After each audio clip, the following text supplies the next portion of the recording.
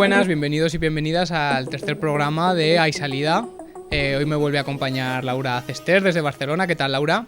Hola, buenas tardes a todas y a todos. ¿Qué tal? ¿Cómo estáis? Tercer programa, yo creo que esto es todo un logro. Nadie daba un duro porque íbamos a aguantar 3 semanas haciendo un podcast de actualidad. Sí, la verdad que sí, a veces igual quizás ni nosotros, pero bueno, como decían en Malviviendo ya hace unos años, ni uno, ni dos, ni tres, sino tres. Muy bien. No tiene mucho sentido, pero ahí está la frase. Claro, pues aquí estamos. Entonces, si quieres, hacemos el repaso. Empezamos como siempre repasando el contenido. Bueno, un momento, que si no se me olvida, que se me olvida siempre estas cosas de ser novato. Recordarle a la gente que este programa es un programa de actualidad política, ¿no? Que repasamos semanalmente. Hacemos la primera parte, que es de sección de noticias, donde hacemos un poco de opinión sobre algunas de las noticias que han pasado durante la semana. Que luego siempre traemos temas de actualidad más en profundidad con invitados, que ahora nos contará Laura en qué consiste, sí. Y simplemente animar a la gente a que se suscriba, que nos comente, que nos apoye compartiendo las publicaciones, los diferentes vídeos que sacamos, que esa es una buena manera de apoyarnos, y que también sale este programa en audio en iVoox y en Spotify, o sea que si lo queréis escuchar en el trabajo, bueno, si no lo podéis ver en YouTube y lo preferís escuchar, que está en esas plataformas, nos podéis buscar ahí, te dejamos los enlaces en las redes sociales, y simplemente eso, recordarlo, que siempre se nos olvida. Y nada, dinos, Laura, ¿qué vamos a hacer hoy? Bueno, hoy además del repasito que hacemos sobre las noticias de actualidad, vendrán después, por un lado, personal sanitario a contarnos un poco cuál es la situación actual de la sanidad aquí en Aragón, que ya lo comentamos un poco de pasada en el anterior programa. Sí, eso es. Y bueno, han desconvocado la huelga porque han conseguido algunas mejoras, bueno, que han firmado algunas mejoras, luego ya veremos, pero bueno, que vendrán y nos contarán un poquito mejor ellos. Y por otro lado, después tendremos también al personal de limpieza de Huesca, que está en huelga, si no me equivoco, desde el 16 de febrero, para mejorar sus condiciones, que también vendrán y nos lo contarán pues mucho mejor que nosotros. Pues sí, y lo de la huelga era una huelga de médicos, ¿no? Que la semana pasada decíamos que había convocado, pero bueno, que la han desconvocado, luego lo comentaremos. Pues si quieres empezamos. ¿Por dónde empezamos? A ver, Laura. Bueno, pues vamos a empezar por una buena noticia, ya que no abunda mucho, y es que Luis Buñuel resistió a su día D, que era el 23 de enero, lunes. Se pasó la policía, pero no vino ni a saludar, no creo. Y ahí resistieron, entonces yo creo que de parte de nuestra también como la enhorabuena, ¿no? Y sentirnos muy orgullosas de todas las personas que fueron ahí, que se quedaron a dormir, que estuvieron también desde las 6, 7 de la mañana, que debía hacer un frío que pelaba, en el desayuno, y resistieron, las que acudieron a... ¿Perdona? Sí, eso es. Que hacía mucho frío. Las que acudieron a todo, y bueno, decir obviamente que se haya resistido el lunes no quiere decir que esté fuera de peligro. Ahora mismo, que sería miércoles a las 5 de la tarde, el Luis Buñuel sigue siendo de la gente, no sabremos qué pasará mañana cuando este programa se publique o unos días después, así que os animamos a todas y a todos a acudir a todas las actividades, porque Luis Buñuel no para, va a seguir haciendo actividades, turnos de permanencia, en donde estáis invitadísimas a acudir y a estar pendientes de las posibles futuras convocatorias. Yo simplemente decir que esta es la Zaragoza que lucha, ¿no? Que la manifestación el sábado fue multitudinaria, que hay decenas, si no cientos de personas implicadas, que acudió mucha gente que directamente no está politizada, pero que está vinculada al Luis Buñuel precisamente por esa buena labor que hacen, ¿no? Y que es toda una fuerza social en Zaragoza al final, y eso se está demostrando, que a lo mejor el PP y el ayuntamiento no lo tenía muy claro, pero no sabía muy bien lo que había ahí, y verdaderamente es una cosa bastante que tiene un apoyo popular muy grande. Yo creo que estamos muy contentos y les vamos a hacer seguimiento en la medida de lo posible. Esperemos que duren, que el desalojo no se produzca y que se den por vencidos. Exacto. Y bueno, y ahora ya dejamos la buena noticia y pasamos un poco a este repasito. A nivel nacional, bueno, este sábado se reunieron en Zaragoza, hubo un acto de campaña de Podemos, en la que estuvieron algunos de los miembros más destacados, ¿no? Yone Belarra, Echenique, también de Aragón, Maru Díez, etc. Y un poquito de esto lo contamos porque en relación a que la noticia titulaba así el diario.es, de que Yolanda Díaz reactivaba el diálogo con Unidas Podemos para reafirmar su liderazgo en el espacio. Bueno, la noticia cuenta que tras la marcha de Pablo Iglesias se dejó de convocar de forma habitual una mesa en la que se sentaban todas las fuerzas de Unidas Podemos y en la que debatían temas de actualidad y cuál iba a ser su posicionamiento estratégico. Esa mesa se dejó de convocar, pero parece que ahora que se acercan elecciones y también después de todo el lío y la polémica de la renovación del Poder Judicial, pues Díaz ha vuelto a convocarla. No de la misma manera que lo hacía Pablo Iglesias, un poco diferentes, pero bueno, lo que viene contando un poco la noticia es que se acercan elecciones y se acercan pues, las estrategias, los pactos, qué pasará en cada municipio, en cada comunidad y bueno, pues un poco el mismo mantra de siempre de si la unión hace la fuerza o no. Guillén, ¿qué opinas tú de esto? Bueno, o sea, yo creo que ha sido en este acto precisamente donde Ione Belarra ha hecho las palabras estas, ¿no? Que ha llamado a Juan Roig, el presidente de Mercadona, le ha dicho capitalista sin escrúpulos o algo así le ha dicho, ¿no? Y es que es curioso, no porque no tenga razón, que la tiene, sino porque solo dicen estas cosas cuando quieren notoriedad pública o se acercan las elecciones, ¿no? Que es como para reivindicar que son de izquierdas, ¿no? Que son la izquierda. Bueno, no vamos a ser nosotros los que defendamos aquí la estrategia electoralista, porque esto al final cada uno tiene su opinión, pero quien la tenga, ¿no? Que me parece muy, muy respetable, quien defienda el electoralismo como una estrategia correcta, aunque sea pragmática, ¿no? Para conseguir logros por mínimos que sean, no se termina de entender. Yo creo que desde la gente normal está perpleja, incluso los propios votantes, ¿no? de Unidas Podemos, cómo puede ser que elijan a una candidata, ¿no? De facto, que es Yolanda Díaz, cuando Pablo Iglesias se va del gobierno, y sin embargo, a la hora de la verdad, están teniendo organizaciones separadas y están teniendo una confrontación directa, ¿no? Pues esto que ponía en la noticia que nombrabas, que es que no se reunía la mesa de diálogo, que no acordaban cosas en el gobierno, es como si el gobierno está dividido, luego encima la izquierda está dividida entre sí, lo que no se entiende es qué les separa, porque a nivel ideológico, a nivel programático, ¿qué diferencias reales hay entre un sector y otro? ¿Qué diferencias reales hay entre el sector de Yolanda Díaz y el sector de Podemos? Porque no las hay, porque no se pueden explicar, no hay diferencias de fondo, no hay diferencias profundas, simplemente son cuestiones, se sobreentiende que organizativas, cuestiones de nichos de poder, ¿no? A ver quién coloca más de los suyos para luego, pues dentro de la balanza, pues que pese más tu organización. Entonces no deja de ser curioso eso, que esa diferencia, ¿no? De no saber hasta último momento si se va a producir la unidad de la izquierda. Claro que nosotros, igual que no defendemos el electoralismo, no podemos decir que la unidad de la izquierda sea la solución a todos los problemas, pero si estás dentro de la lógica de la participación institucional, como están ellos, y defiendes que estar ahí es lo mejor que puedes hacer para intentar conseguir que el PSOE gire hacia la izquierda, si no vas unido, y sobre todo si no vas unido por ninguna y no hay ninguna razón de peso para no ir unido, es que no se entiende cómo no se han juntado ya. Y no se entiende cómo no están favoreciendo o no están consiguiendo que esa unidad se dé también a nivel local y autonómicas. Que es como, pero entonces ¿a qué juegan? Si su mayor estrategia es ir a sumar el máximo apoyo posible, ¿qué votante queda en Podemos o qué votante queda en Izquierda Unida que no vaya a votar a la confluencia entre ambas? Porque ya se han definido su espacio político. No queda nadie que estén disputando que vaya a dejar de votar a ese espacio político porque esté el uno o el otro. Yo creo que esto está claro y sin embargo no se unen porque tienen intereses propios como estructura y como grupos humanos que están constituidos como tal. Eso por un lado, no sé cómo lo ves tú. Bueno, yo la verdad que poco más tengo que añadir a todo lo que has dicho, más que estoy súper de acuerdo. Y bueno, no sé ahora este año qué elección será desde que Podemos existe, pero no sé hasta cuándo va a durar este mismo discurso, esta misma estrategia, porque cada vez conozco a menos gente que les vota y que si les vota no lo hace con la nariz tapada. Pues sí, la verdad, Laura, y eso es lo que comentabas antes, ¿no? O sea, un poco que Podemos nació para saltar los cielos que decían ellos, ¿no? Con esa lógica de acumular al máximo para cambiarlo todo, para llegar al gobierno gobernando, ¿no? Estando como muleta del PSOE, y al final se han quedado precisamente en eso, ¿no? En ser la muleta del PSOE, diciendo que toda su estrategia se debe a cambiar algunas cositas y servir de muleta izquierda del Partido Socialista para que no se derechice mucho, ¿no? Que es como, bueno, como pragmatismo me parece bien, pero tú que no querías ser Izquierda Unida, que naciste para no ser Izquierda Unida, estás teniendo la misma estrategia que ha tenido Izquierda Unida toda la vida. Que por un lado es como perfectamente entendible, ¿no? Por alguna razón, por el espacio político que te dejan, pero hombre, sigue siendo el PSOE, sigue siendo el partido del régimen, el principal partido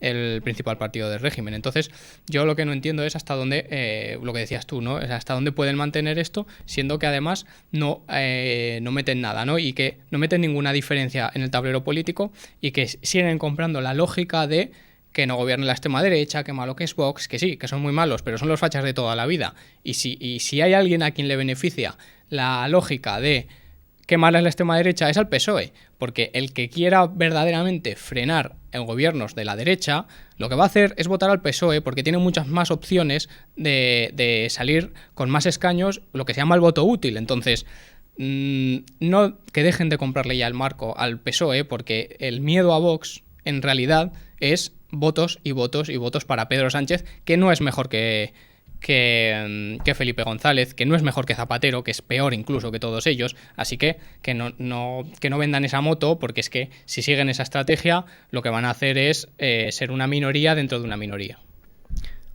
Totalmente, suscribo cada una de las palabras. Esto va para clip de Instagram, que se viralice.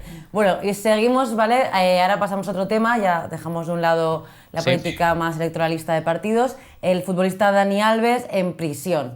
Bueno, hace unos días saltó la noticia de que había agredido, violado sexualmente a una chica de 23 años en una discoteca y desde entonces lleva en prisión preventiva sin fianza.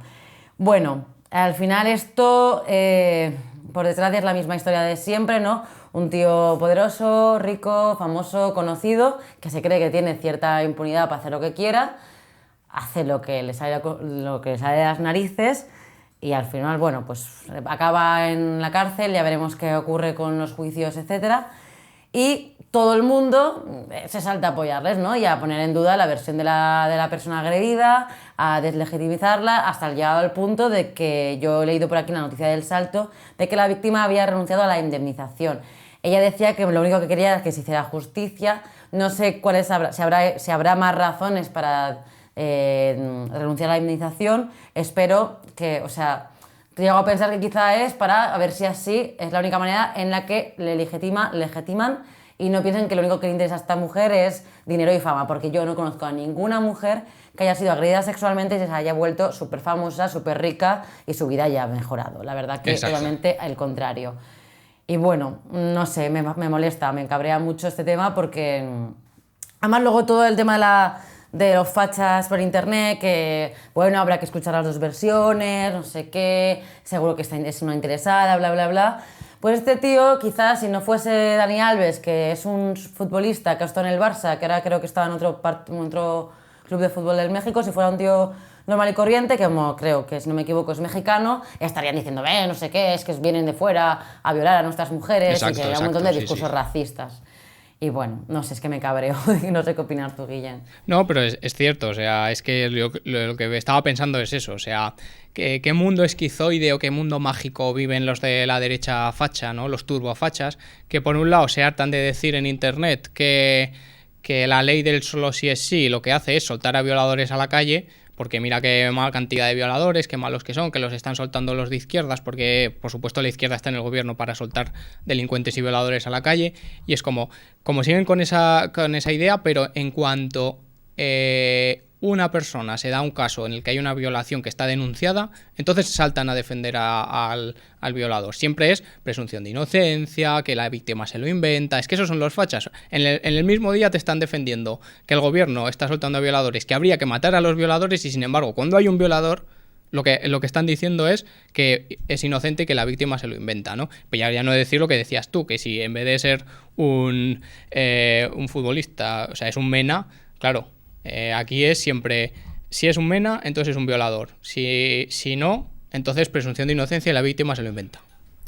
Totalmente. Además, luego, bueno, yo he visto algún artículo que titulaba de algún periódico que contaba lo mal que lo había pasado el pobre en los primeros días de la cárcel, cabizbajo, sin ganas de comer, que no niego que supongo que nadie lo pasará bien en una prisión, obviamente, pero me hace muchas gracias este tipo de titulares en los que se intenta humanizar tanto al agresor. Claro. Y cuando la víctima pasa siendo, pues se pone en duda, se le revictimiza, etcétera.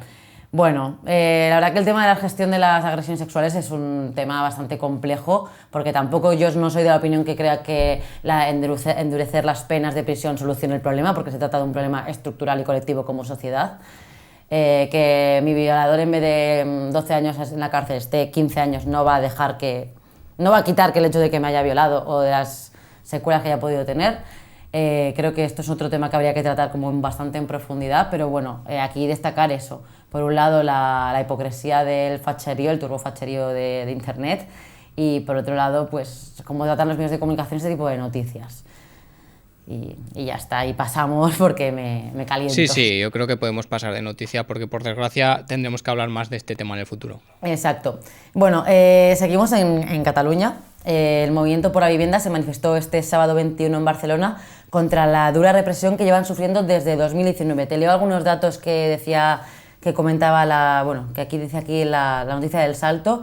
Un balance desde que el movimiento responsabiliza tanto a la Generalitat como al Estado, con un balance de 50 detenciones, 90 encausadas, demandas de 150 años de prisión y más de 300.000 euros de multas desde 2019. Y es que Cataluña sigue siendo la comunidad autónoma donde más se desahucia de todo el Estado, con el 23,4% de lanzamientos practicados a nivel estatal en el último año.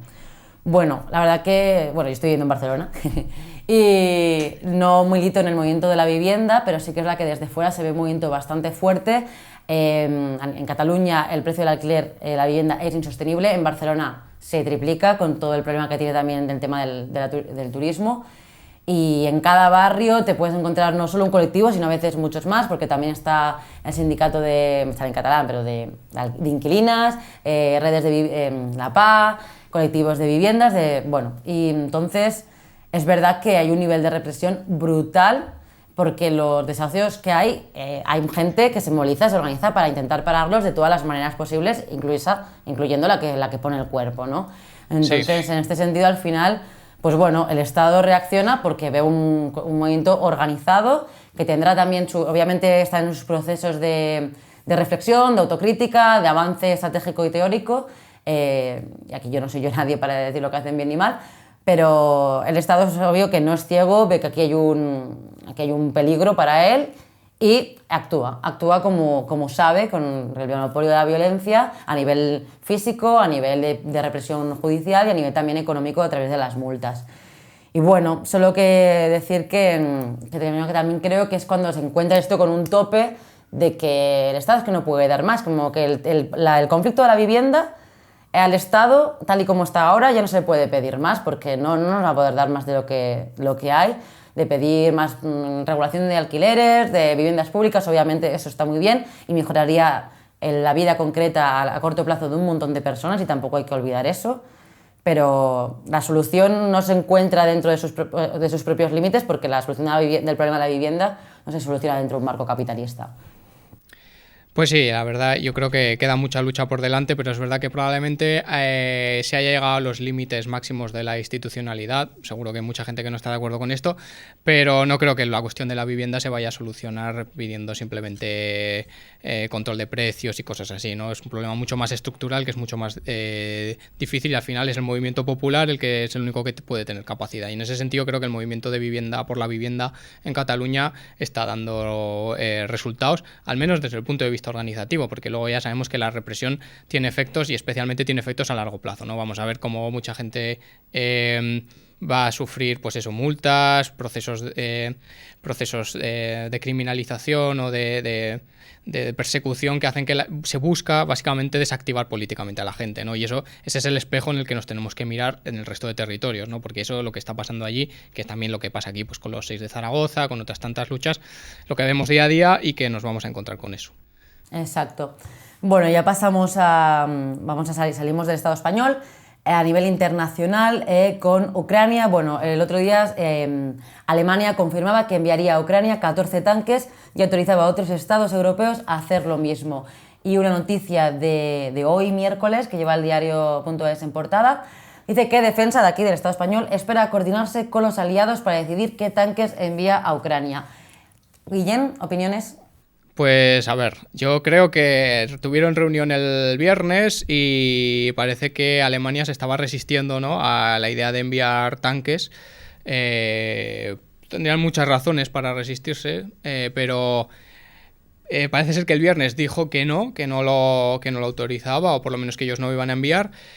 pero yo creo que ha debido haber llamadita de Washington, ¿no? Y han demostrado nuevamente que Alemania no deja de ser un protectorado estadounidense desde la Segunda Guerra Mundial, ¿no? Que a la hora de la verdad no tiene soberanía para decidir, ¿no? Y se ha notado porque es que al final, que a fecha de grabación de esto, que no estaba muy claro si Alemania iba a ceder, pues sí, ha cedido, tanto que otros países envíen como ella enviar algunos de los suyos, cosa que es bastante contradictoria con lo que decían al principio de la guerra, que iban a enviar armamento defensivo para defenderse de la invasión rusa, y sin embargo este tipo de armamento es un armamento de carácter ofensivo. Entonces vemos cómo hay una implicación directa por parte de Europa en la guerra, y que sin embargo yo creo que las poblaciones que estamos aquí, especialmente en el centro-sur, no nos estamos enterando de lo que es la circunstancia bélica y de que verdaderamente estamos metidos en una guerra, ¿no? Porque todo el mundo parece estar más feliz cuando cree que no está dentro de una guerra, ¿no? Y bueno, esto yo creo que puede conllevar una escalada bélica. Yo creo que hay que valorar la deriva que han tenido los verdes en Alemania, y que al final no son más que, bueno, pues un proyecto sin ideología y sin ningún tipo de sustancia, ¿no? A qué fines o a qué intereses acaba sirviendo, ¿no? Los verdes nacían como ecologistas, pero en la práctica lo que han hecho ha sido todos sus principios ecologistas en los que se basaban, los han dejado de lado, porque han vuelto a la energía nuclear, han vuelto al carbón, han vuelto a los precios, al gas, todo simplemente, simple y llanamente porque quieren apoyar las tesis políticas, geopolíticas de Estados Unidos. Entonces, ahí vemos dónde quedan los movimientos verdes europeos y los movimientos verdes ecologistas, digamos, de esa índole, reformistas, como los quieras llamar, que al final pues son meros transmisores de los intereses de la burguesía, ¿no? Y luego yo creo que, por finalizar, porque esto creo que sí que la gente lo tiene que saber, es que Europa es hipócrita en sí misma, porque cuando no quiere inmigración, ¿qué hace? Paga a Turquía, paga a Marruecos para que le controle la inmigración, ¿no? Y las políticas sádicas de represión contra los migrantes, en vez de hacerlas en su territorio, paga a otros para que las haga, ¿no? La subsidia y hace que para no mancharse las manos, hace que otros se las manchen a cambio de dinero. Pues esto es lo mismo con la guerra. La guerra que Europa quiere mantener con Rusia, como no se atreven y no quieren mancharse las manos ni quieren tener las consecuencias, están pagando y están subsidiando a un gobierno, a un régimen, para que la tenga. En este caso los ucranianos, ¿no?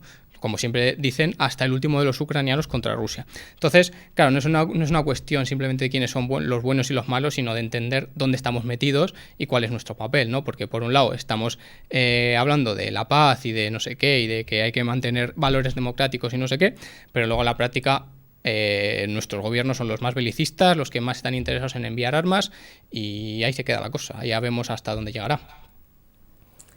Bueno, y yo creo que con este repaso que hemos hecho de la actualidad es más que suficiente por hoy.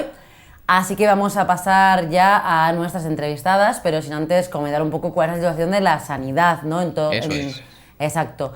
Hemos visto como en estos últimos días, semanas, en diferentes territorios del Estado español se han convocado manifestaciones, concentraciones e incluso huelgas. Aquí en Aragón se desconvocó hace unos días la huelga de médicos que había planeada para el 23 y 24 de enero, si no me equivoco, o 25, 26, no me acuerdo ahora los días bien, y porque se consiguieron firmar algunos acuerdos. Y bueno, un poco la noticia lo que comenta es la situación en general de la sanidad, en cuanto sobre todo centrándose en la atención primaria que hay en todo el Estado, en la que un poquito yo creo que los mantras principales ya no es que, bueno, aparte de que falta personal, ya es que no únicamente es que falte personal, sino que faltan también son buenas condiciones. Y al final si pueden, y eso se ve en número de pacientes, cómo se pagan las horas extras, turnos, también lo que hablábamos el otro día del paradigma de cómo entendemos la salud, si es como un paciente, como unos números, o queremos dedicarle mucho más tiempo a cada caso para intentar prevenir que no se hagan dolencias mucho más graves que acaben llevando en especialidades, cirugías, ingresos, lo cual cuesta también muchísimo más dinero que si quizás lo hubieras prevenido mucho antes con una atención primaria mucho más fuerte, ¿no? Porque al final es, pues bueno, un gigante con pies de barros, ¿no? Que es lo que tiene que sostener, que son los pilares de la casa, ¿no? La atención primaria. Exactamente. Yo creo que lo mejor es que nos lo cuenten nuestros invitados, que van a conocer más del tema. Nosotros ya creo que dimos nuestra opinión la semana pasada y, bueno, con ellos podemos comentarlo un poco, ¿no? Exacto, ¿Les damos paso, exacto. pues? Muy bien, adelante. Perfecto.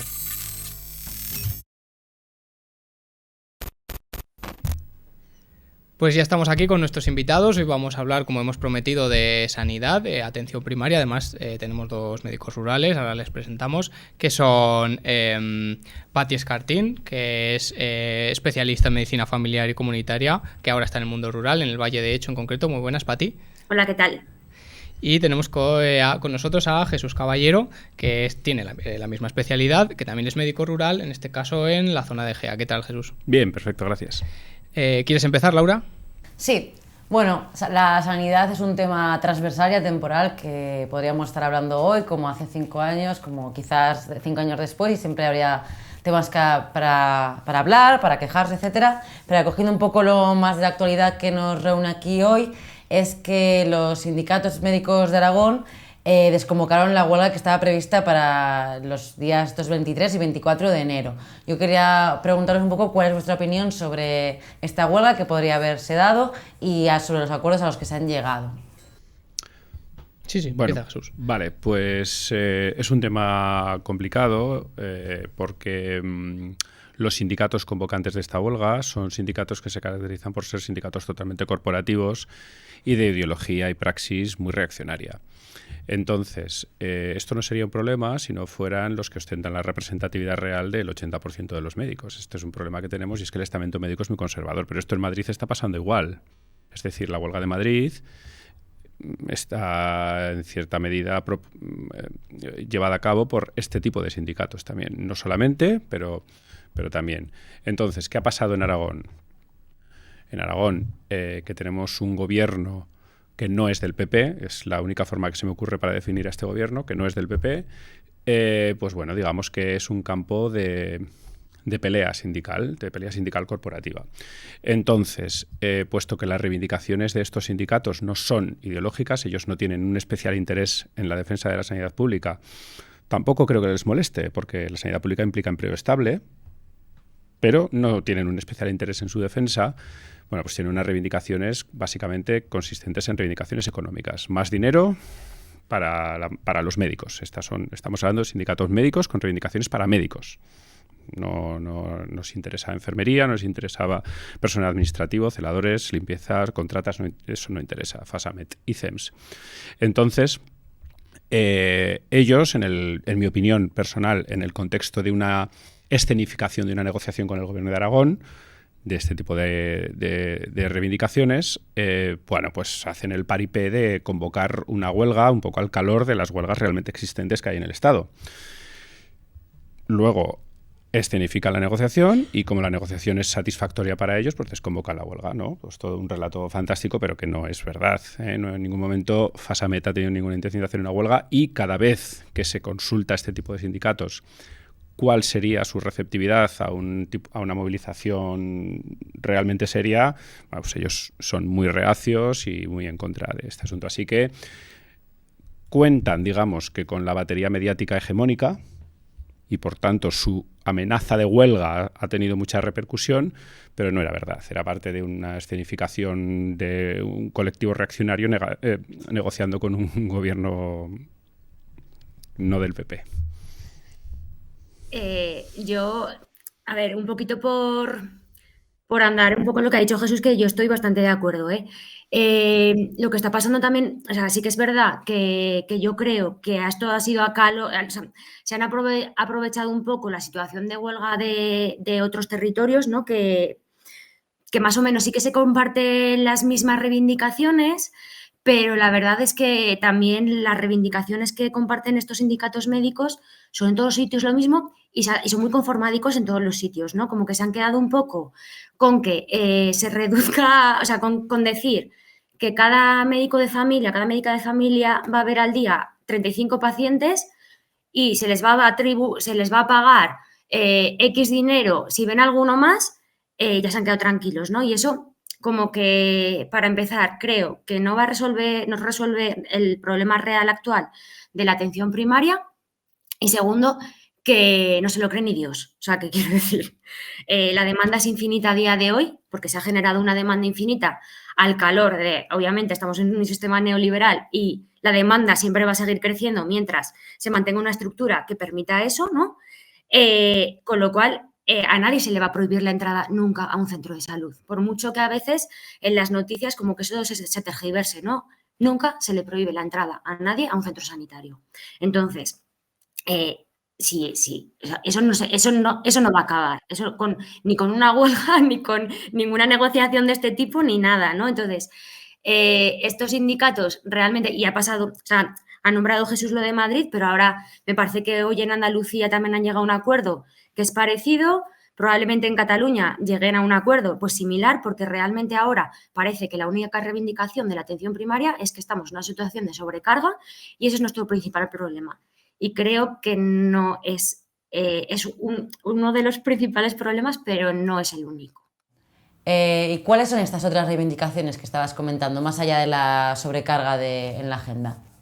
A ver, yo creo que con la atención primaria lo que está pasando o lo que ha pasado es que no sabemos para qué sirve la atención primaria en líneas generales, ¿no? Como que hay una concepción de lo que para qué sirve la atención primaria que no se corresponde con las atribuciones básicas de la atención primaria. Me explico.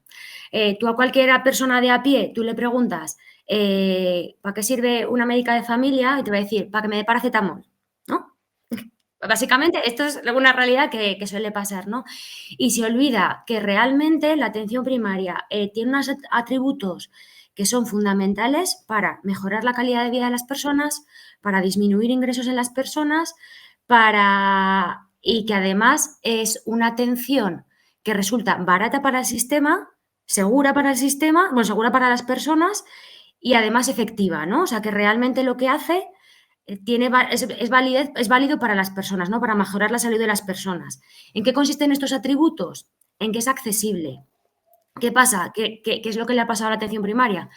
Que a partir de la pandemia, pero incluso antes, ¿vale? O sea, esto ya pasaba antes, esto de que había cierta sobrecarga, esto ya pasaba antes de la pandemia, ¿vale? La pandemia lo que ha hecho ha sido reforzar todas esas cosas. Se ha perdido la accesibilidad, ¿vale? La accesibilidad tanto en tiempo como en el espacio, digamos, ¿no? O sea, que tú puedas tener cerca un centro sanitario al que acudir y además que lo puedas tener en un tiempo que no sea a 2 semanas vista, ¿no? Que como máximo te tienen que ver en 48 horas, ¿no? Eso es como un atributo básico de la atención primaria, la accesibilidad. El segundo atributo fundamental que estamos perdiendo y que esto se está perdiendo desde hace muchos años es la longitudinalidad, ¿vale? Es que te vea el mismo profesional, los mismos profesionales, sea de enfermería, de medicina, la administrativa, que sean profesionales que te ven a lo largo del tiempo, a lo largo del proceso que estás padeciendo, pero también a lo largo de tu vida, ¿no? O a lo largo de ese momento de vida que estás en un lugar determinado. O sea, que no hace falta que vivas toda la vida en una ciudad, en un pueblo, en un barrio, ¿vale? Que realmente que tú tengas un proceso en el que se haga un seguimiento por la misma persona o por el mismo grupo de personas, ¿no? Que lo que se llaman un poco las unidades básicas asistenciales, que es medicina, enfermería y idealmente sería también el personal administrativo de los centros de salud, ¿no? También conformarían esa unidad básica asistencial. Luego también tiene un atributo básico que es la integralidad, ¿no? Que es como que tú vayas por todos tus problemas de salud, o sea, que tú en un mismo espacio se puedan atender todas las cosas que te preocupan en relación con tu salud, ¿no? Que eso no se pierda, o sea, que no te vea por un lado que me pica un ojo, por otro lado que parece que me molesta el corazón, la zona del corazón, por otro lado, o sea, como un poco integrar todas estas cuestiones, ¿no? Y luego un atributo fundamental también de la atención primaria es coordinar no solo lo que se hace dentro de los propios centros de salud, ¿vale? Centros de salud y también los barrios y los pueblos en los que se ubican, si pensamos también con la orientación comunitaria, el coordinarte también con los especialistas focales, ¿no? Los especialistas de determinadas zonas de tu cuerpo que son los que están en los centros de especialidades o en los hospitales, ¿no? Yo creo que como se ha perdido toda esa visión de conjunto de la atención primaria, estamos en una crisis total, ¿no? Porque no hemos perdido, digamos, el sentido de nuestra práctica. Y tenemos a gente que estamos muy cansadas, que estamos muy quemadas con el sistema y que estamos muy poco reconocidas, ¿no? Que al final parece que que cuando la gente piensa o sea, si tú le preguntas a alguien, si ahora os preguntase ¿quién es vuestro profesional de salud de referencia? Probablemente pensaríais, si tuvieseis en vuestro médico de familia, en vuestra enfermera del centro de salud, o yo qué sé, en alguien probablemente de un centro de salud, no de alguien de un hospital. Y eso, que no es que yo quiera así como ponerme así como unas chapitas ni nada, eso tiene un valor intrínseco que tiene que ver con todos estos atributos. Me ha alargado un montón, ya lo siento. Bueno, no pasa nada. Que creo que tenía que ver un poco, para centrar un poco, para entender un poco qué está pasando. Pues que nadie sabe en qué consiste la atención primaria, ¿no? Creo yo. Vale, Jesús va a aportar. Sí, no sé si puedo... Sí, habla. Vale. Sí. Bueno, yo no sé si te has extendido, Pati, pero yo suscribo punto por punto todo lo que acabas de decir, sin ponerle ni una coma ni un matiz, simplemente por decir alguna cosa más en el sentido de lo que dice ella. Yo creo que la sanidad, que es, en mi opinión, el último valladar, el último muro de defensa del Estado social, es decir, cuando caiga la sanidad caerá todo, y cuando caiga la atención primaria, caerá la sanidad. Entonces, en mi opinión, yo creo que vivimos un modelo de sociedad de consumo, ¿no? Un modelo capitalista salvaje en el que el neoliberalismo, o incluso ya la siguiente fase capitalista, es lo que domina hegemónicamente nuestra sociedad, y la medicina no puede ser ajena, según los gestores liberales que nos controlan, no puede ser ajena a ese concepto de sociedad. Entonces vivimos una medicina de consumo, y la medicina de consumo tiene que dar respuesta a las necesidades de consumo. Tiene que ser rápida, tiene que venderse como una cosa inmediata y tiene que venderse como algo, digamos que tecnológicamente súper avanzado. Entonces, una visión lenta de la medicina, no lenta en un sentido preocupante o peyorativo, sino lenta en el sentido de reflexiva, de cercana. Hay muchas cosas que la atención primaria hace porque ve a un paciente varias veces. Es decir, tú ves a un paciente que te cuenta el catarro. Luego viene a la semana siguiente, la tos no se le ha terminado de ir. Vienes 2 semanas después y ya no tose, pero no se encuentra bien. ¿Qué está pasando? ¿Ese paciente, es eso lo que le pasa? Pues ese tipo de medicina lenta, de estar al lado del paciente, es un poco lo que decía. Pati hablaba, sin hablar de ello, porque lo ha hecho muy bien, me ha encantado, de que hay decenas de estudios y de revisiones de estudios, es decir, el grado más alto de la evidencia científica, que dicen que lo que más mejora los estándares poblacionales de salud en general es la longitudinalidad de la sanidad. Es decir, que te atienda el mismo médico, el mismo enfermero, enfermera, el mismo equipo sanitario durante toda tu vida. Mucho más que cualquier tecnología, mucho más que cualquier aparato de cualquier hospital, mucho más que cualquier unidad especializada. Que te atiendan el mismo equipo sanitario toda tu vida. Y eso se está perdiendo porque todos vamos camino de ser gestores de la demanda infinita, que decía Pati. Entonces, eso es un problema. Y además, hoy he leído una cosa de Manuel García Encabo, un médico y, bueno, uno de los digamos, que se inventó la atención primaria y la sanidad pública, que decía que no hay soluciones parciales. El drama de la sanidad es que no hay soluciones parciales. No podemos decir, bueno, pues vamos a esperar 10 años, vamos a ampliar vamos a quitar los números clausus de la universidad, que no va a pasar, pero vamos a suponer que mañana se vuelve todo el mundo loco y quitan los números clausus, quitan plazas de superespecialidades y doblan las plazas de medicina de familia, que hasta que no se cubran no se ofrece ninguna más, y en 10 años tenemos más médicos. Bueno, pues esa no es la solución, o no es solamente la solución, porque el problema es un problema integral de pérdida de concepto y de identidad de la atención primaria como pilar fundamental del sistema, y este es el problema. Yo también me alargo mucho, perdón. Bueno, la verdad es que os habéis metido en el tema de una manera...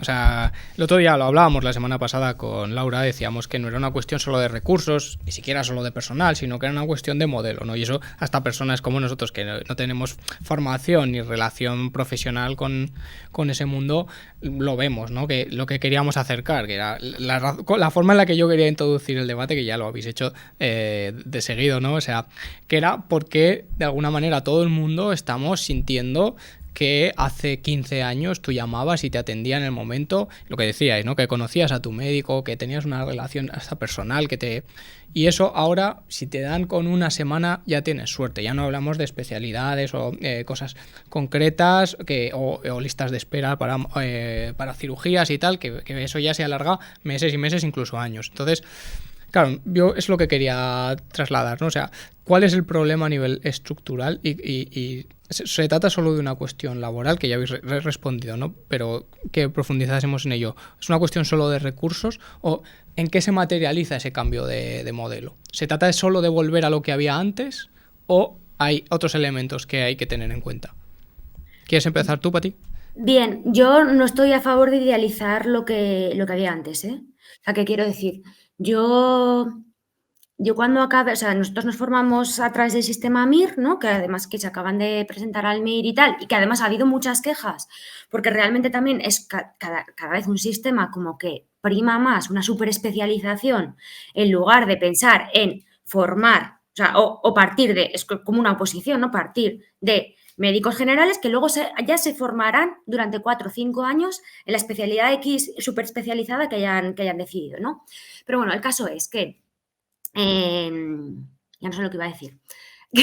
Así, que no es que antes las cosas estuviesen mucho mejor. O sea, yo cuando acabé el MIR no tenía trabajo. No había, o sea, yo no había trabajo. No había trabajo. O sea, yo he estado durante muchísimos años a contratos de días, de horas. Entonces, de repente, ¿qué ha pasado? Nadie ha pensado, no sé, no se podía saber que claro, digamos que el modelo actual de atención primaria pues tiene ya 40 años, ¿no?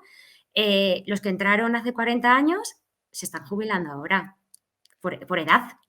Nadie había pensado que la gente cumple años y que al final se van a acabar jubilando, ¿no? Entonces, ¿qué ha ido pasando? Que realmente lo que a mí me decían hace 15 años o 20 años de no te preocupes que cuando acabes va a haber trabajo porque se van a jubilar no sé cuánto porcentaje de médicos, no sé qué, no sé cuántas, han ido pasando esos años, se han ido jubilando y esos puestos no se han cubierto, ¿no? Y hay una parte que ¿por qué se satura también a veces? Porque hay una sobrecarga, porque hay plazas, primero, que han desaparecido, o sea, que se quedan vacantes, o sea, una plaza vacante es esa que no se cubre, no que se jubila una persona, por ejemplo, y no se cubre, no sale a oferta pública de empleo y no pasa nada. Aquí no pasa nada, entonces, pero esa persona tenía un cupo de pacientes asignados, un número de tarjetas sanitarias asignadas, ¿no? Un número de usuarias que podían acudir a esa persona, que ya no tienen a dónde acudir, o sea, que se han ido repartiendo a otros profesionales, ¿no? Entonces, como que esa sensación de que ahora tardan más en verte o hay unos listados o los profesionales que dicen en plan de cada día veo a 50. Yo hace 10 años también tenía días que veía cada vez a 50. ¿Qué pasaba antes? Que los que veíamos a 50 éramos los precarios, ¿no? Los que teníamos un contrato de días y tal. Ahora, ¿qué pasa? Que eso se ha generalizado. Se ha generalizado a todas esas personas titulares que conforman parte de los sindicatos médicos, que no sé qué, o sea, que ya están en posiciones de cierto poder dentro de la estructura, ¿vale? Que hasta ahora no habían tenido ningún problema, ¿no? O sea, que yo llegaba a los centros de salud y les decía en plan de, joder, pues que me acaban de hacer un contrato de un día, me estáis pidiendo cosas que es que no sé ni cómo reaccionar. Y ya a nadie le preocupaba eso. Pues, bueno, de aquellos barros estos lodos, ¿no? Es como, esto no viene de hace 5 años ni de hace 2. No sé, Jesús, que te veo así como con ganas de... Sí. No, sí, yo soy un charrín. Sí. Bueno, estoy de acuerdo. Es que el problema es que el diagnóstico, hay que ir muy atrás para los diagnósticos, porque llevamos, como dice Pati, ahora, más que verse nuevos problemas, están aflorando los problemas de un modelo que está agotado desde hace tiempo. Yo... a ver, por ejemplo, hay una perspectiva, una visión de la mayor... Tú ahora le preguntas, reformulo, tú ahora le preguntas al 99% de los médicos conservadores, no conservadores de FASAMED, de cualquier sindicato o no sindicados, le preguntas, ¿la sanidad pública está bien gestionada, la atención primaria? Y todos te dicen que no, todo está ahora fatal, es un desastre y tal. Pero digamos que hay una visión mayoritaria que explica este mal funcionamiento por la mala gestión, y a un grupo de personas que la explicamos por una sana gestión capitalista. Es decir, yo tengo la sensación, una potente sensación, de que al menos desde que en 1991 Felipe González encarga el informe Abril-Martorell, en el que se dice que la sanidad es un nicho de negocio que es increíble que no esté explotado en España, desde al menos ese momento hay una política activa defendida por todos y cada uno de los gobiernos nacionales y autonómicos que ha habido en todo el territorio del Estado español, que han hecho por derribar la sanidad pública a través de la precarización y el deterioro de la atención primaria. No es una mala gestión, es una elección activa, una opción activa por el deterioro de un modelo que, aunque era absolutamente perfectible, por supuesto, aunque era muy mejorable, pues bueno, digamos que garantizaba la accesibilidad, la universalidad y una medicina, una atención integral integrada, la garantizaba a un número razonable de la población. Y esa población percibe que la sanidad se deteriora porque la atención primaria se deteriora. Yo no creo, honestamente, que haya habido muchísimos casos de enfermedades graves detectadas que no sean tratadas en el sistema actual. ¿Puede haber aumentado? Puede ser. El COVID también habría mucho que hablar de eso. Pero creo que el principal problema no es ese. El principal problema es que la gente contaba con la sanidad pública como algo dado, como algo asumido. Tú tenías una sanidad de la que no tenías que preocuparte y eso empieza a percibirse como que ya no es así.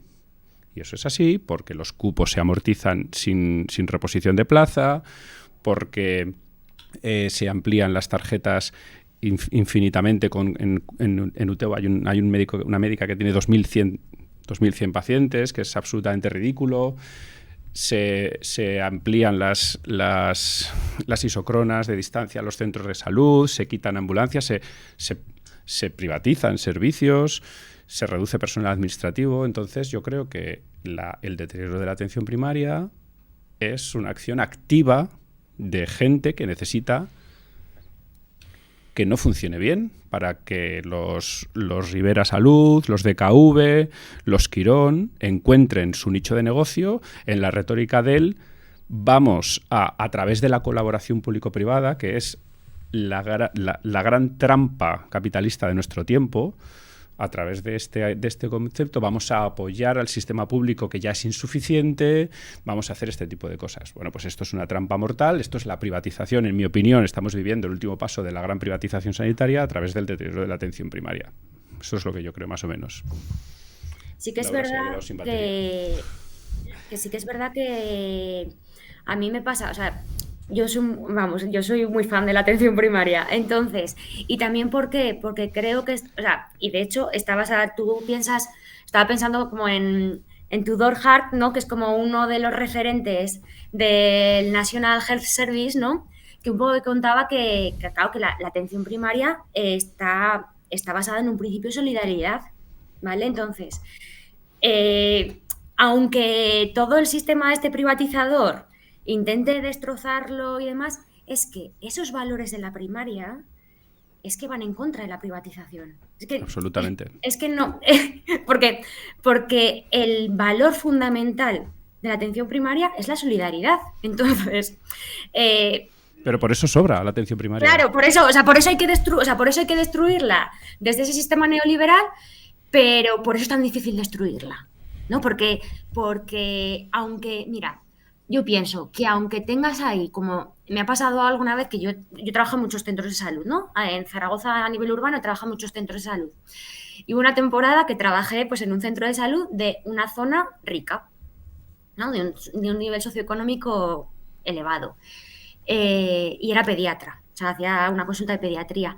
Y me llamaba la atención porque normalmente, claro, esas poblaciones que son muy usuarias de la atención privada, de la privada, ¿vale? Sí que es verdad que a pediatría venían a la pública por el tema vacunas, pues yo qué sé, por las revisiones del niño sano, por lo que fuesen. Pero era curioso que realmente, o sea, yo cuando indagaba un poco, tampoco entraba en mucha materia, ¿eh? Pero sí que es verdad que indagabas y en lo que eran los valores fundamentales del cuidado, o sea, esto de la accesibilidad, la longitudinalidad y tal, es que también, aunque seas un puñetero neoliberal, es que eso lo valoras mucho, porque sabes que eso está mejorando tu calidad de vida. O sea, yo las veía y decía en plan, claro, es que os sentís, o sea, es que te verbalizaban, que se sentían mucho más seguras en el cuidado de la salud cuando eran asistidas en el servicio sanitario público que Claro, cuando el hay una problema, clínica privada. el problema es, hay gente que ha dicho, por ejemplo, hay una definición de socialismo, o sea, de capitalismo, que es socialismo para ricos. O sea, quiero decir, al final, el problema no es que esa gente perciba lo que la atención primaria es, el problema es que ellos quieren que no sea accesible para el conjunto de la población. Claro, no, pero que sí, que también como dándole la vuelta a la Sí, sí, tortilla, sí, ¿no? Que es sí, sí, como sí. un poco que también el deseo es que, y la atención primaria y la sanidad pública serían muchísimo mejores si todo el mundo de verdad accediese Claro. a la sanidad pública. Y todo el mundo de verdad, siempre pensamos como en las personas con más dificultades por pobreza o por lo que sea, o por dificultades de acceso, pero hay que pensar también en los más ricos, ¿vale? Si los más ricos, los más poderosos, valorase la sanidad pública como debieran, os puedo asegurar que funcionaría. Bueno, os puedo asegurar, lo dicen los estudios, que estaría muchísimo mejor, ¿vale? O sea, que esto que le dicen todos los estudios estos de los determinantes sociales de la salud, que no es que lo aseguré yo que soy una mindundi. Bueno, me encanta no tener que decir nada porque vosotros os lo guisáis y os lo coméis, ¿eh? O sea, esto Vaya. me encanta, me encanta. Nada, yo creo que podríamos extendernos mucho más, pero creo que tenemos que de alguna manera plantear, para cerrar, pero bueno, también para seguir la otra cara de la moneda, ¿no? O sea, cómo se plantea el futuro, porque estamos quejándonos y viendo un poco los antecedentes, ¿no? Hablabas del diagnóstico, de dónde vienen todos estos problemas, de por qué está la cuestión así, y a mí me gustaría que hablásemos un poco de qué futuro le espera a la sanidad pública. Vale, pues personalmente soy pesimista. Personalmente soy pesimista porque creo que vivimos en una situación, digamos que en el marco administrativo institucional es lo menos conservador que puede ser un gobierno en Aragón en este momento, y las medidas que está tomando este gobierno y las soluciones que ofrece son medidas netamente reaccionarias. Como previsiblemente el viento va a cambiar hacia un gobierno más conservador que el que tenemos ahora, o conservador de otra manera, pues no creo que esto vaya a mejorar. No vaya a mejorar para el conjunto de la población. Quizás los médicos que viven en una situación de privilegio puedan encontrar alguna serie de medidas que alivien un poco su situación, pero el sistema, yo soy pesimista, porque además hay unas leyes, como por ejemplo la 15/97, que introduce las nuevas formas de gestión, que han sido formalmente derogadas, pero no derogadas en realidad, y que no hay muchos visos de que vayamos a tener una situación buena. Tan solo mi gran esperanza, y con esto quiero terminar, es que por primera vez desde que yo soy sanitario y por primera vez en 10-15 años que llevo, digamos que teniendo actitudes comprometidas y militantes en la sanidad aragonesa, yo he visto un intento medio serio de hacer una coordinación entre colectivos sanitarios y una movilización unitaria. Y si hay un futuro para la sanidad pública, será un futuro de lucha y porque la gente, la ciudadanía, defienda lo que es suyo, que es el sistema público sanitario. Entonces, como creo que hay un germen de lucha, ahí está mi rayo de esperanza. Vale, Pati. Venga, pues yo voy a dar el contrapeso optimista. No estoy optimista, pero yo qué sé, por hacer un balance, yo qué sé. No, porque, no, de verdad. O sea, a mí me pasa como a Jesús, que realmente, si o sea, pienso en plan de, joder, se supone que tenemos no tenemos el peor gobierno del mundo, pero lo parece, ¿vale? Entonces, claro, te pones pesimista en relación a eso, pero y aún así, aún siendo como son, ¿vale? Ostras, yo sí pienso, ¿cómo estaríamos con otros? Creo que no estaríamos vivos. Yo creo que no hubiésemos sobrevivido a la pandemia, ni tú ni yo, Jesús, y probablemente mucha gente tampoco, ¿vale? Pero sí que es verdad, o sea, yo quiero poner el contrapeso optimista en que si me sitúo en Aragón y en la atención primaria aragonesa, creo que sí que hay cosas que en los últimos años se han hecho bien con respecto a otros territorios, que es la oferta pública de empleo no está siendo mala con respecto a otros territorios, ¿vale? O sea, que se cumplen tanto el tema de oposiciones para que haya personal fijo, o sea, para establecer una longitudinalidad tienes que establecer que haya personal en los centros, ¿vale? Y eso creo que, pues bueno, con muchísimos matices y demás, se está haciendo. Segundo, la potencia de la enfermería, o sea, Aragón es uno de los pocos territorios, y sí que lo comparto con la propaganda esta que han hecho recientemente el gobierno de Aragón con respecto a la sanidad, ¿no? Esa estrategia de sanidad y que se han puesto medallas hace poco, pues sí que comparto que realmente Aragón es de los pocos territorios o el único territorio en el que hay dentro de los centros de salud enfermeras especialistas en atención familiar y comunitaria que están trabajando con su puesto y demás, que eso da un matiz a otras formas de trabajo dentro de los centros de salud, que yo creo que también es importante y que puede cambiar un poco también el rumbo y hacia dónde se quiere ir, ¿no? Que creo que eso podría ser importante, podría ser interesante. Tercero, tenemos una estrategia de atención comunitaria que es ejemplo para un montón de sitios que no se tiene en cuenta, ¿no? Como la orientación comunitaria de los centros y el pensar que sí, que los centros tienen que estar, o sea, que los centros sanitarios y la sanidad pública tienen que funcionar súper bien, pero que si no funcionan hay que pensar en que la salud está fuera, o sea, están en muchos otros sitios, ¿no? Y esto lo voy a hilar con una cuestión fundamental, que es que en 2018 se hizo un plan de salud en vista al 2030, un plan de salud del gobierno de Aragón, que la verdad que está bastante bien, o sea, yo me lo leí en su día y además que hice propuestas y demás, la verdad que es un plan de salud que si se cumpliese lo que ahí pone, no necesitaríamos grandes historias, ni nuevas estrategias, ni cuestiones así raras, ¿eh? O sea, cumplir lo que pone en el plan de salud, que es tener en cuenta en todas las estrategias del gobierno de Aragón que se tienen que tener en cuenta la salud en todas las políticas del gobierno, ¿vale? Que además se tiene que tener el 25% del presupuesto del presupuesto sanitario destinado a la sanidad, que a día de hoy en Aragón tenemos, me parece que es el 13%, o sea que aún nos queda ahí como un margen de mejora bastante amplio, ¿no? Pero que eso también lo incluye. Entonces, como que hay cositas, o sea, hay cositas y que yo creo que en Aragón dentro, y luego, y si pensamos en el ámbito rural, a ver, el ámbito rural está muy precarizado, pero sí que es verdad que en Aragón tenemos municipios pequeñísimos que siguen teniendo una atención sanitaria cercana, accesible, ¿vale? Cuando la población es pequeñísima, ¿vale? Y cuando la mayor parte de la población vive en la ribera del Ebro, ¿no? En el entorno de Zaragoza. Y aún así, en Aragón todavía hay esos reductos, ¿no? de la sanidad rural que se siguen manteniendo. Entonces, como que son cositas que igual no les damos tanto valor como el que tienen, ¿no? Pero que realmente que yo ahí me tengo que poner optimista, ¿no? Que vamos a ver todo lo que se está haciendo bien y vamos a potenciar lo que se está haciendo bien, ¿no? Que cosas que se están mal hechas, joder, tenemos a patadas.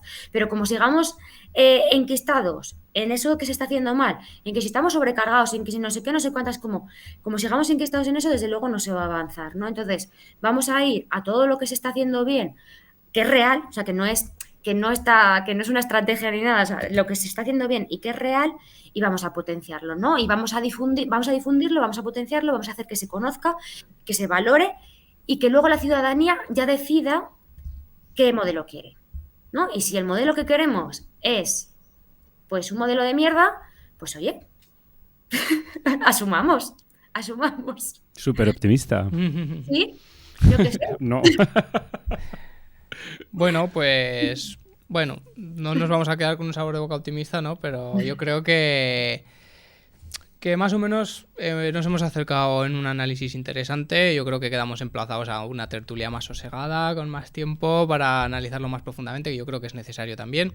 Y nada, me queda simplemente agradeceros haber participado, agradeceros haber venido, que nos alumbréis un poco con vuestra experiencia y vuestros análisis, que lo tendréis muy trillado, ¿no? Porque al final es vuestra vida profesional, es vuestra vida. Y nada, muchas gracias por haber venido. Gracias a ti, Guillem, gracias a Sara y su pelea técnica. Sí, gracias a vosotras. Gracias, Pati. Gracias a vosotras por la invitación y por la confianza de pensar que teníamos algo que decir. Vamos. Hombre, ha quedado claro que sí, ha quedado claro que sí, pero ya lo sabíamos de Yo que sé que es un nivel de confianza bastante importante. Bueno, pues nada, nosotros seguimos y nos vemos en la siguiente. Hasta luego.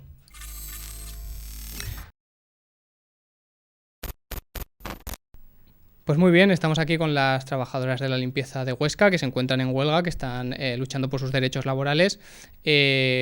Bienvenidas, gracias por atendernos, lo primero. Gracias a ti. Gracias a ti.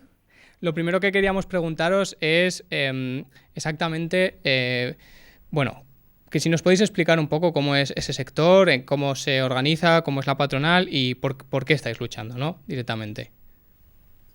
Bueno, pues la lucha en la que estamos es porque estas trabajadoras no tienen convenio colectivo desde el 31 de diciembre del 2017. Entonces, bueno, a primeros de este año conseguimos entrar a las dos patronales que tienen que firmar el convenio, que son Asper y Afelin. Hemos tenido una reunión más o menos cada 2 meses, hasta que el día 29 de septiembre, de repente, en mitad de la negociación, nuestra sorpresa fue que la patronal decidió que ya no continuaban negociando y se levantaron de la mesa negociadora. Ante esta situación, hicimos una serie de asambleas con las trabajadoras del sector hasta que, bueno, pues se llegó a la conclusión que la única solución a este conflicto, si no querían volverse a sentar las patronales con nosotros, era hacer una huelga indefinida. Muy bien. ¿Y cuáles son las principales reivindicaciones que estáis teniendo? Pues especialmente el tema del salario base, porque este sector, al no tener el convenio colectivo actualizado desde 2017, su salario base anual son 11.720,80 euros en jornada completa. El salario mínimo interprofesional actualmente es de 14.000 euros anuales y seguramente ahora el gobierno lo vuelve a subir. Entonces, esa es la línea roja. El tema del salario, además de otras mejoras como transformar las vacaciones de días naturales a días laborales, una reducción en la jornada laboral anual y otras mejoras sociales. Pero especialmente y principalmente, y es la línea roja, es el tema salarial. Vale, ¿y qué me podéis contar? O sea, a nivel de... O sea, entiendo que es un convenio sectorial a nivel provincial, ¿no? Sí. ¿Y cómo se está aportando a patronal? O sea, ¿con cuántas empresas estáis negociando? ¿Cómo están asociadas? Estas cosas que la gente que estamos fuera a lo mejor podemos no saber, si nos queréis contar un poco. Bueno, pues tenemos por un lado la patronal Aspel, que implica las empresas así fuertes, pues como pueden ser Acciona, Clece, Eulen, Onet, y por otro lado la patronal local, que es Afelin, que está compuesta especialmente por empresas como Serfei, Multianao y Limpiezas Don Carlos y alguna otra empresa a nivel local o provincial en Huesca. Muy bien, ¿y cómo se está dando la negociación y la huelga en sí misma? O sea, ¿estáis viendo que tiene recorrido? ¿Creéis que está sirviendo para los objetivos que planteabais? Bueno, de momento no hay negociación. O sea, no, desde la reunión en el SAMA hace ya 13 días no hemos vuelto a tener contacto por parte de las patronales. Entonces, bueno, de hecho, una de las patronales sí que nos llamó, pero fue para quedarse en todo el agua de borrajas, porque según subimos al despacho, pues volvimos a bajar con la misma sensación. Entonces, bueno, la respuesta de la huelga por parte del colectivo está siendo bastante interesante porque están bastante unidas y no vamos a rendirnos ni vamos a reblar. Y por parte de las patronales, pues de momento no tenemos contactos, pero bueno, esperamos que hagan un acto de conciencia y que pronto se pongan en contacto con nosotros.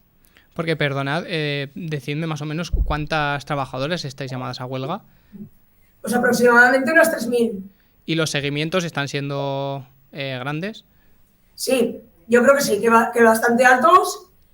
Lógicamente, pues hay que tener en cuenta que hay situaciones personales que no se pueden permitir a lo mejor una huelga, pero sí que están siendo bastante altos y bueno, yo creo que las empresas empiezan a tener ya miedo. Ajá. ¿Y cómo se están portando con el tema de los servicios mínimos? Más bien abusivos. Ajá.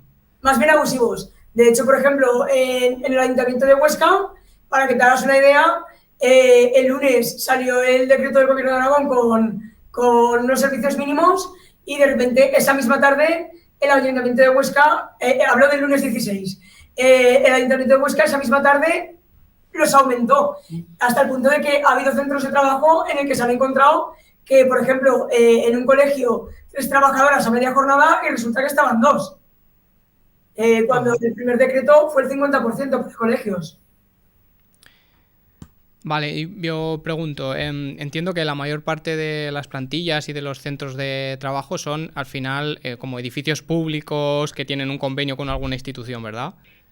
Sí, exacto, son licitaciones públicas, la gran mayoría trabajan en colegios, en la Diputación Provincial de Huesca, en polideportivos, en las piscinas, los juzgados, la Universidad de Zaragoza. La gran mayoría son licitaciones públicas.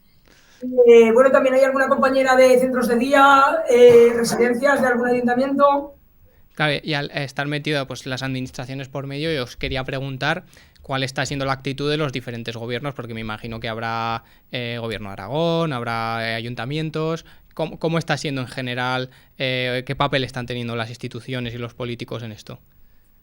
Bueno, pues a nivel de local, en Huesca, por ejemplo, el alcalde sí que ha dado unas cuantas promesas, pero bueno, lo que nos importa no es que prometan, sino que cumplan. Entonces, tanto el alcalde como el presidente de la Diputación Provincial de Huesca y el presidente de la DGA también, el señor Lambán, se han comprometido los tres a ayudar a este colectivo, pero claro, a nosotros en realidad lo que nos importa es que actúen, no que prometan. Claro, porque entiendo que ellos sí que tienen un cierto margen para, de alguna manera, forzar o presionar a las empresas para que se sienten a negociar, ¿no? O sea, en ese sentido, ¿también hacen ese papel o directamente ni pueden? Pregunto. Sí, a ver, las administraciones, hay que tener en cuenta que este tipo de administraciones públicas es verdad que no tienen competencia en materia laboral, pero siempre pueden forzar un poquito, ya que al final yo soy el cliente de una licitación en la que te estoy pagando a ti. O sea, entonces, como clientes de esa licitación, yo creo que sí que pueden forzar. Claro, al final yo entiendo que hay unos pliegos, ¿no? Que esto es lo que nos comentaban también las compañeras del transporte sanitario la semana pasada, que hay unos pliegos que tanto sea por dejadez de las propias empresas que acceden a esas licitaciones, como sea a causa de una huelga, empiezan a no sacarse todo el trabajo.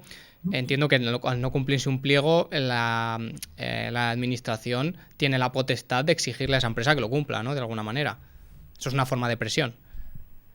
Sí, exacto. O sea, aquí el problema en realidad no es los pliegos, sino que al no haber convenio, los pliegos que se han ido, que desde las administraciones han ido sacando, los sacan con el convenio de limpieza que lleva caducado 5 años. Ajá. O sea, entonces, el problema no es que no cumplan el pliego, porque es verdad que las empresas, bajo mi conocimiento, sí que lo están cumpliendo. El problema está que lo están cumpliendo con un convenio inexistente. Claro. Vale, y en la negociación del convenio, y ya hemos dicho que, digamos, el tema central es el salario, quería saber qué papel juega esta inflación que estamos viviendo, ¿no? Cómo han subido los precios de la vida y que al final los está llevando probablemente, o sea, seguro que está pasando en muchos sectores, a una situación en la cual los salarios no se renuevan, no suben, sube el coste de la vida. Más o menos, ¿de cuánto poder adquisitivo, cuánto porcentaje de salario más o menos podríamos decir que estáis perdiendo como colectivo?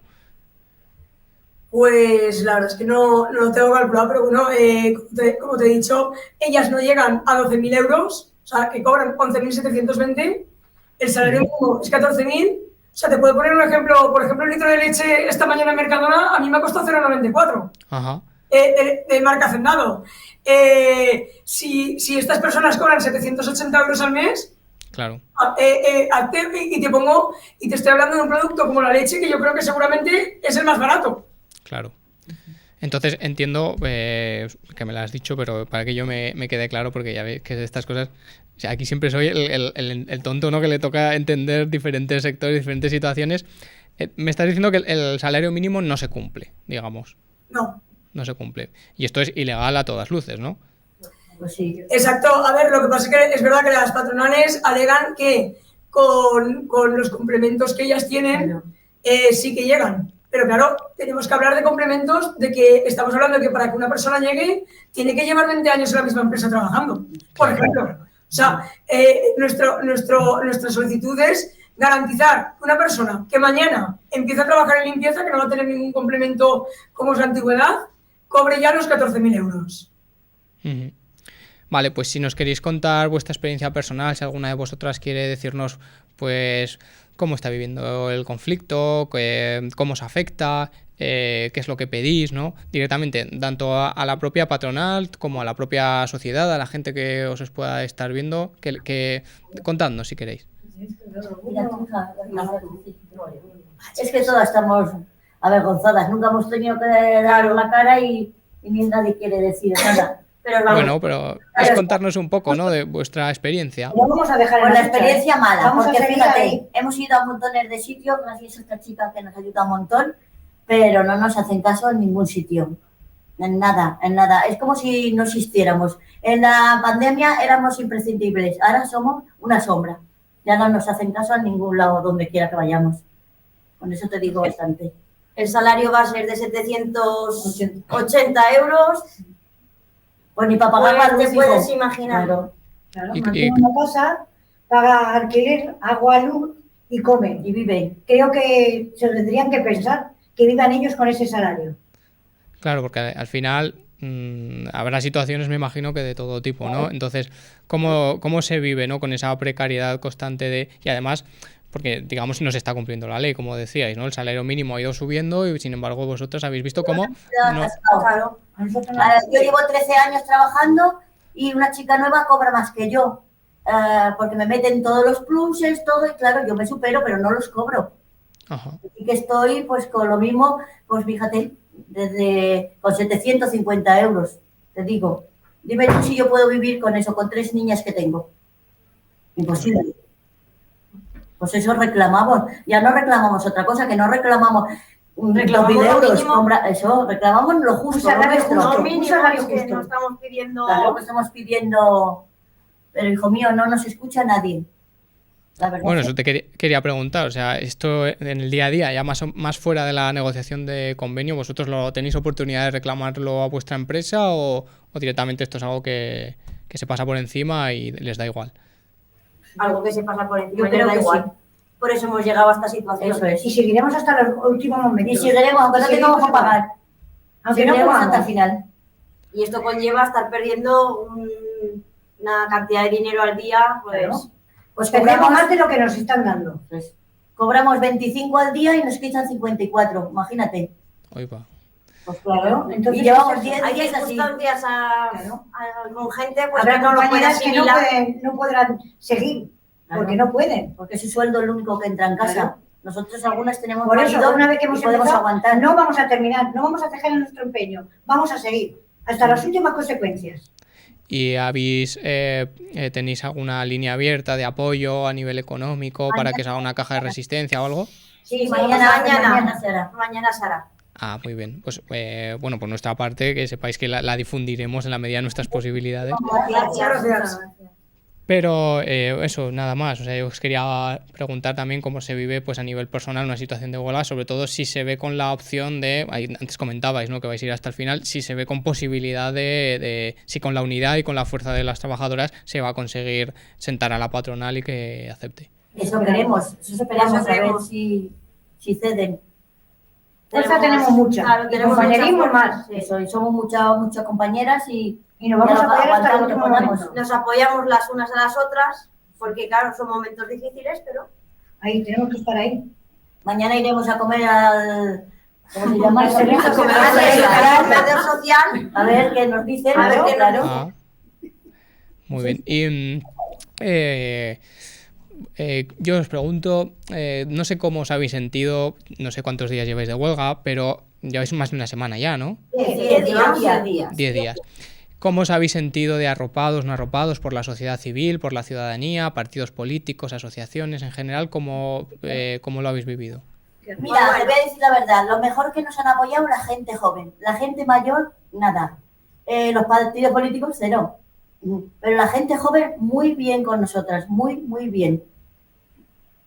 Pero eso dijo. Es un sector que está muy mal mirado. Sí. Estamos abandonadas. O sea, que os hacen de menos, ¿no? De alguna manera. Sí. De hecho, las circunstancias que tenemos. Claro.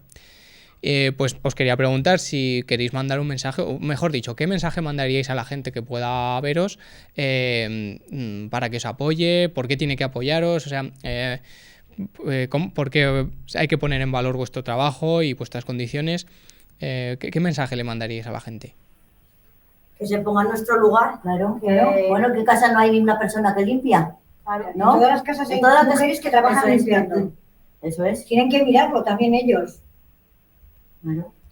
Yo lo que me gustaría dejar claro es que este colectivo en la pandemia, todo el mundo, toda España, nos acordábamos de ellos. Sí. Desinfección. Ay, que desinfecten, ay, que... Luego, cuando ya los niños, por ejemplo, pudieron ir a los colegios, todas las madres, empezando por mí, que soy madre de 2, estábamos preocupadas.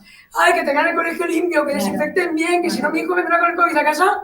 Y ahora no se acuerda ni Dios No asistimos de ya ellas. para ellos. Entonces, eso yo creo que es algo que hay que poner en valor, porque igual que había gente limpiando los centros sanitarios, había gente limpiando las oficinas para que todo el mundo fuéramos a trabajar, había gente limpiando los colegios para que los niños fueran a estudiar, institutos, universidades, etcétera. O sea, que al final ellas han sido imprescindibles.